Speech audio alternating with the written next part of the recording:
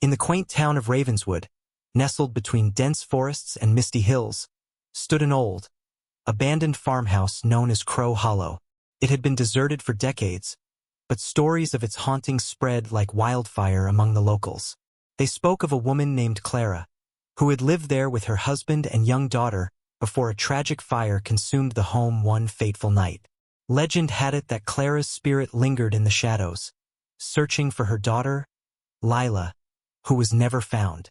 As whispers of their tale echoed through Ravenswood, many claimed to have seen a figure in white flitting between the trees on stormy nights, her mournful wails carried by the wind. Curiosity piqued. A group of friends, Emma, Jake, and Marcus, decided to explore Crow Hollow one Friday evening, armed with flashlights and a Ouija board. Emma, a skeptic, challenged the stories while Jake and Marcus were eager to prove the hauntings true. As they approached the dilapidated house, the air grew thick with anticipation. The moon hung low, casting a silvery glow over the peeling paint and broken windows. The door creaked open as if inviting them in, and they stepped inside, the wooden floorboards groaning underfoot. The interior was a time capsule frozen in decay. Dust motes danced in the beams of their flashlights, and the smell of mold filled their lungs. A tattered lace curtain fluttered by an open window, revealing a view of the overgrown yard. They set up their Ouija board in the parlor, where faded family portraits lined the walls, eyes seeming to watch them. "Let's see if Clara wants to talk," Jake said, placing his fingers on the planchette. Emma rolled her eyes but joined in, intrigued despite herself. As they began, a sudden chill enveloped the room. The planchette moved slightly, and Emma gasped. "Is anyone here?" she asked, heart racing. The planchette began to spell out yes. Jake grinned, but Emma felt a shiver run down her spine. "Clara, are you with us?" she continued. To their astonishment, the planchette spelled out Lila. A heavy silence fell over them, broken only by the rustling of leaves outside. "What happened to Lila?" Emma pressed, feeling an overwhelming sense of sadness envelop the room. The planchette slid across the board, spelling out fire. Marcus, trying to lighten the mood, laughed nervously. "Okay, this is creepy, but let's not freak out yet." Just then, the lights flickered, and the room grew colder. The air became thick with a suffocating tension. Suddenly, a loud crash echoed from the kitchen, followed by the sound of a child's laughter, a giggle that sent chills through Emma's body. "Did you hear that?" she whispered, her voice trembling. "Probably just the wind," Jake replied, though his bravado faltered. Emma's eyes darted to the kitchen doorway, where shadows danced. "I think we should go," she said. But before they could move, the front door slammed shut, rattling the frame. The laughter grew louder, echoing off the walls. Panic surged as Marcus shouted, "We need to leave now!" He lunged for the door, but it wouldn't budge. With trembling hands, Emma grabbed the planchette. "Clara, if you're here, please help us," she pleaded. The planchette moved violently, spelling help.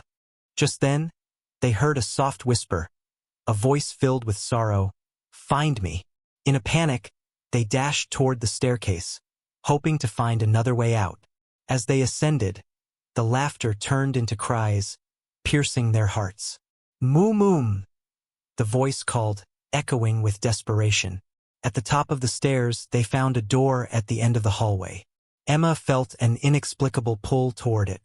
As they approached, the door creaked open on its own, revealing a child's bedroom frozen in time. Dolls lined the shelves, and a small bed lay neatly made. In the center of the room stood a figure in a white dress, translucent and shimmering. Clara. Her eyes were hollow, filled with an unearthly sadness. "Help me find Lila," she whispered, her voice echoing like a lost breeze. Fear rooted them in place as the figure gestured toward a small trunk at the foot of the bed. With a mix of dread and curiosity, Emma stepped forward and opened it. Inside, she found a singed, charred doll, the very likeness of the one Lila had loved. Suddenly, the temperature dropped further, and the room darkened. Clara's form flickered like a candle in the wind. "You must bring her back," she implored, her voice now frantic. As if understanding, Emma felt compelled to take the doll. "I'll find her. I promise," she shouted, determination overcoming her fear. In that instant, the house shook, and the walls echoed with a deafening roar. The friends stumbled back, feeling the weight of 1,000 lost souls pressing in on them. "Run!" Marcus screamed, and they bolted down the stairs, the house groaning with fury.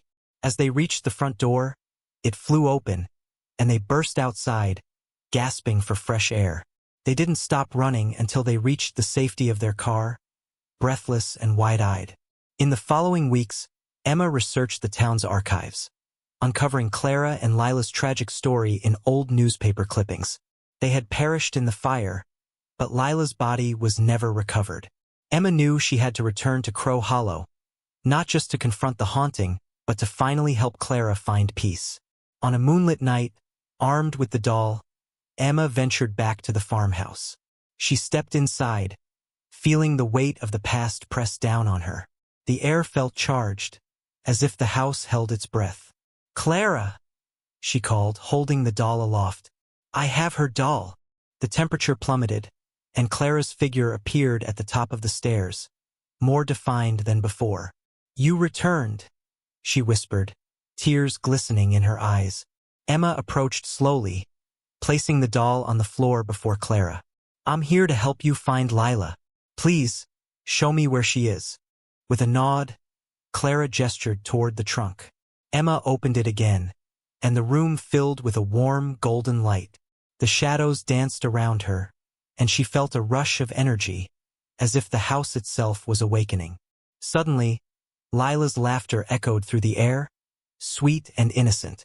Clara reached out, her hand trembling as she stepped closer to the trunk. The light enveloped them both, and Emma felt an overwhelming sense of peace wash over her. The shadows shifted, coalescing into a warm glow. Clara and Lila's forms intertwined, and as they vanished, a soft voice echoed, "Thank you." Emma stepped back, tears in her eyes as the house sighed, its energy shifting. She felt the presence of the lost souls finally at rest. From that night on, the stories of Crow Hollow changed. The house became a place of peace rather than fear. Locals no longer spoke of the haunting but of the bond between a mother and daughter reunited at last, leaving only the gentle rustling of the wind as a reminder of their love. As the townsfolk of Ravenswood began to share stories of Clara and Lila's reunion, a palpable shift occurred in the atmosphere around Crow Hollow. The oppressive heaviness that had cloaked the house for decades lifted, replaced by a serene aura that drew curious visitors rather than fearful onlookers. Emma, still reeling from her encounter, found herself drawn back to the farmhouse time and again. Each visit felt like a pilgrimage, as she felt an inexplicable connection to Clara and Lila. The house, now vibrant with whispers of their presence, seemed to come alive, revealing hidden corners and long-forgotten secrets. One afternoon, while exploring the attic, Emma stumbled upon a dusty trunk she hadn't noticed before. The latch creaked open easily, revealing a collection of beautifully preserved letters, tied with a faded ribbon. They were addressed to Clara, filled with tender words from Lila, written in the innocent scrawl of a young girl. Emma's heart raced as she read through them. They spoke of adventures, dreams, and Lila's longing for her mother's approval. "I want to be just like you, Mama," one letter began, the ink slightly smudged, as if Lila had written it in a rush, her excitement spilling onto the page. Among the letters was a small, ornate music box. Its surface was intricately carved, depicting a scene of a mother and daughter dancing in a field of flowers. Emma wound the box, and it played a soft, haunting melody, a lullaby that seemed to resonate deep within her. As the music filled the attic, she felt a familiar chill, and the air shimmered around her. Clara's spirit appeared, her presence warm and inviting. "You've found my treasures," she said softly, eyes glistening with gratitude. "These letters were my heart. They kept me alive when I was lost. What can I do to help you now?" Emma asked, her voice steady but filled with emotion. "Lila's laughter is a beacon of hope," Clara replied. "But there's more to her story. There's a reason she was never found, and a piece of her remains here. Emma felt a twinge of fear. What do you mean? Clara stepped closer, the music still playing gently in the background. The fire was not an accident. There were shadows in our lives: jealousy, anger. Someone wanted to take what we loved most. That darkness lingered, trapping Lila's spirit and fueling the flames of my sorrow. Suddenly, the attic felt charged, as if the very walls were listening. Emma realized the truth behind Clara's words. If Lila's spirit had been tied to the house by more than just tragedy, perhaps there were unfinished stories to tell. Where do I start? Emma asked, her heart racing. How can we find Lila? Seek the truth in the past, Clara urged, her voice echoing like a distant breeze. There are records in the town archives, whispers in the wind. Someone knows what happened that night. You must uncover it, for only then will my daughter be free. With newfound resolve, Emma returned to Ravenswood, digging through old newspapers and town records. The more she searched, the more she unearthed a story of betrayal, a broken heart, and a family torn apart by greed. As she pieced together the timeline, she learned of a neighbor, Mr. Hawthorne, who had been at odds with Clara and her husband. He was known for his bitterness, fueled by envy of their happiness. Emma's instincts screamed that he held the key to the mystery. The more she uncovered, the more unsettling it became. Witnesses spoke of strange lights seen near Crow Hollow on the night of the fire, and whispers of a figure lurking in the shadows. He was obsessed with Clara, one elder recounted, her voice trembling. They say he was seen leaving the property just before the flames erupted. Determined to confront the truth, Emma decided to pay Mr. Hawthorne a visit. He lived on the outskirts of town, in a weathered farmhouse that mirrored Crow Hollow's decay. As she approached, she felt the weight of his gaze from behind the curtain. A chill ran down her spine. Mr. Hawthorne? She called, her voice steady despite her racing heart. The door creaked open slowly, revealing a man with sharp features and a hardened expression.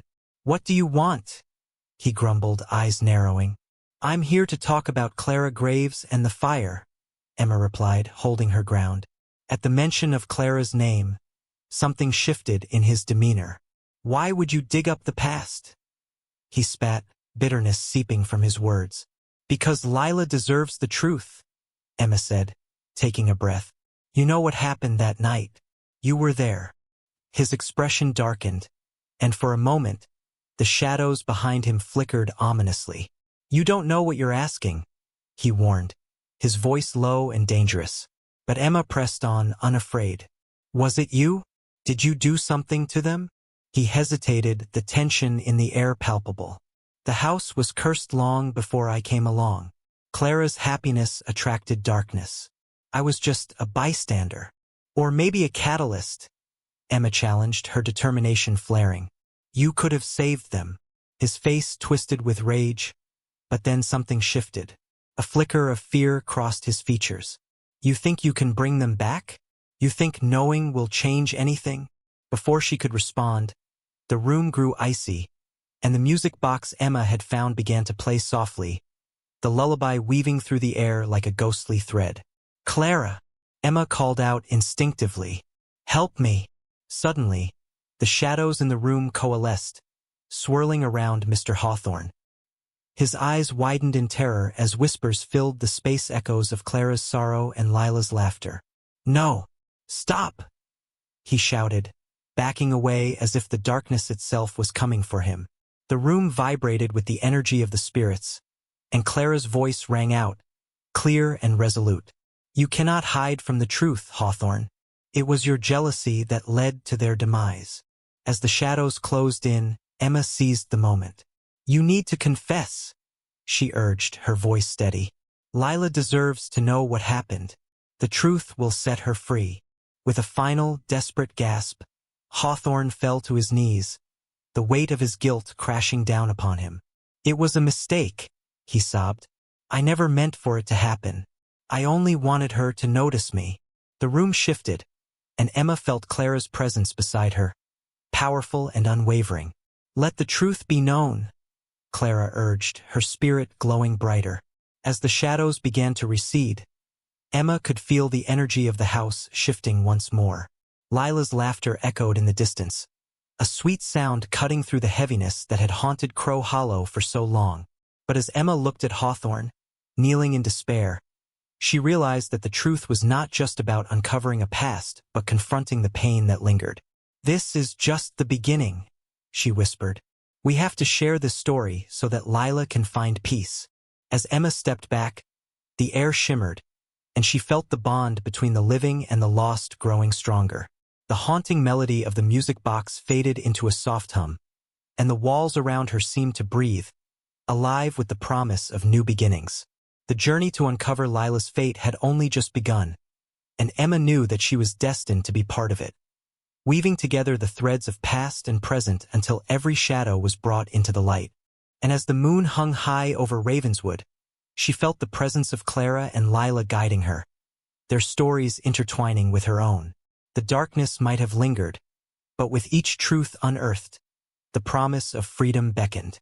Don't forget to subscribe and like if you liked this story. With the weight of Mr. Hawthorne's confession hanging in the air, Emma realized that the truth was not just a burden, but a key to healing the fractured lives intertwined with Crow Hollow. She could feel Clara and Lila's spirits urging her to act, to ensure that their story was told, not just for their sake, but for the entire town. After leaving Hawthorne's house, Emma gathered her friends, Jake and Marcus, at the local cafe.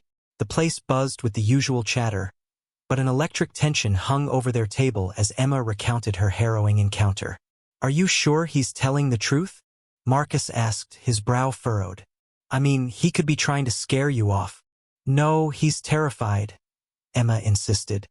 "He knows he can't escape what he did. But there's more to uncover. We have to dig deeper into the town's history. The fire wasn't just an accident, it was a tragedy born from jealousy and rage." Jake nodded, his eyes lighting up with curiosity. "So what's the plan?" "We need to rally the town, get them to listen." Emma's heart raced at the thought. "Yes, we can host a community meeting. We'll share what we've found and let everyone know the truth about Clara and Lila. They deserve to be remembered, not just as ghosts but as people." The trio spent the next few days preparing for the meeting, researching everything they could find about the fire and the lives lost within Crow Hollow's walls.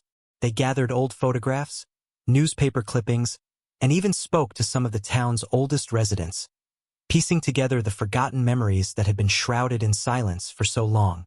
On the night of the meeting, the community center buzzed with anticipation. As townsfolk filled the room, Emma's heart pounded in her chest. She stood at the front, flanked by Jake and Marcus, determined to share the story that had haunted them all. "Thank you for coming," Emma began, her voice steady but filled with emotion. "Tonight, we're here to talk about the truth behind the fire at Crow Hollow, the tragedy that took Clara Graves and her daughter, Lila, from us." The room grew silent, the atmosphere thick with tension. She unveiled the photographs, displaying Clara's radiant smile alongside Lila's innocent face. Gasps echoed through the crowd as the weight of the past began to sink in. As Emma shared the letters she had found, the stories of love and loss resonated with the audience. Clara and Lila were not just victims of a fire. They were victims of jealousy and betrayal. Mr. Hawthorne's actions that night were driven by darkness, and it's time we acknowledge that. Murmurs rippled through the crowd, and Emma pressed on, her voice rising with conviction. "We owe it to Clara and Lila to remember them not just as ghosts but as the beautiful souls they were. They deserve justice, and we must confront the shadows of our past." Just then, an elderly woman in the back stood up, her voice trembling. "I remember that night well. I was just a child, but I saw the flames, and I saw a figure leaving the house." Her eyes filled with tears. "I was too scared to tell anyone. I thought it was a nightmare." The crowd shifted, and murmurs of agreement spread. More people began to speak up, sharing their memories of that fateful night, piecing together a narrative of fear and silence.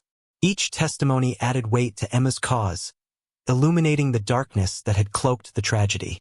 As the meeting progressed, Emma felt the spirits of Clara and Lila surrounding her, their energy palpable. The truth was emerging, gathering strength with every word spoken. The tension in the room shifted from apprehension to resolve. At the end of the meeting, Emma stood before the crowd, a fire ignited within her.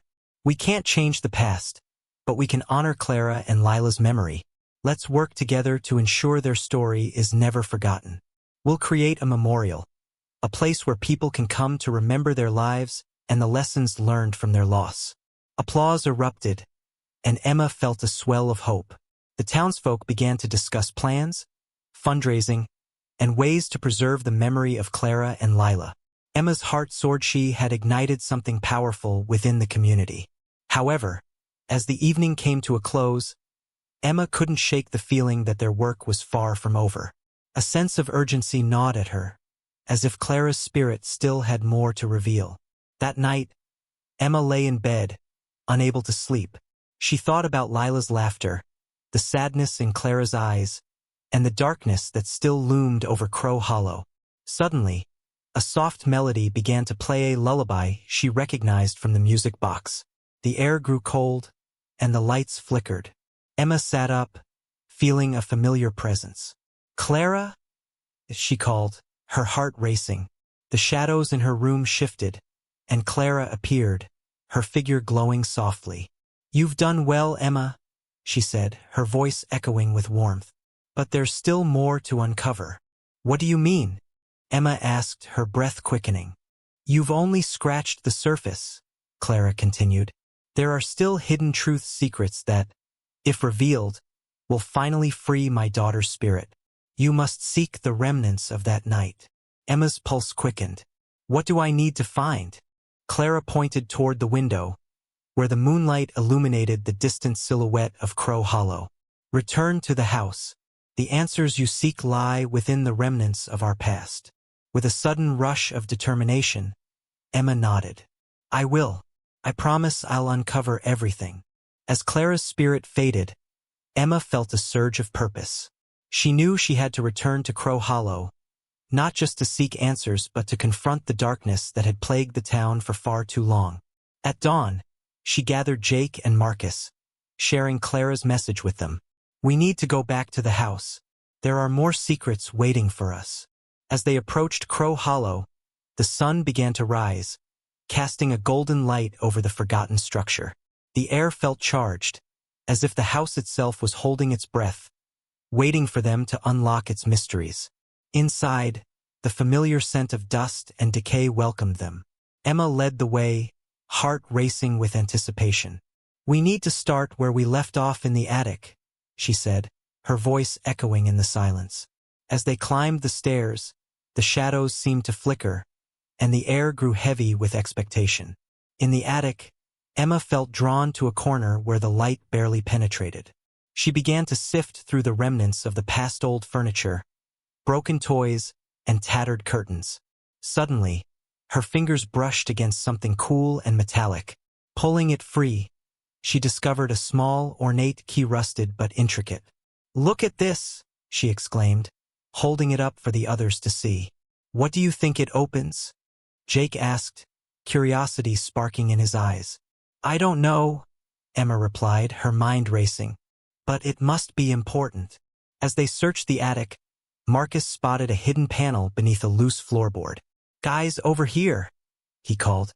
They gathered around as he pried it open, revealing a narrow space beneath the floor.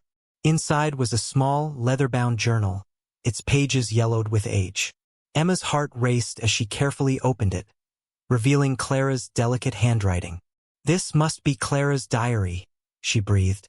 Flipping through the pages, Emma's breath caught.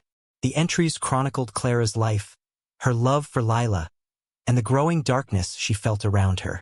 "There's something here about a confrontation with Hawthorne," Emma said, her voice barely above a whisper. Jake leaned in closer, reading along. "I fear for my daughter's safety. There's a storm brewing in our neighbor's heart. I must protect her at all costs."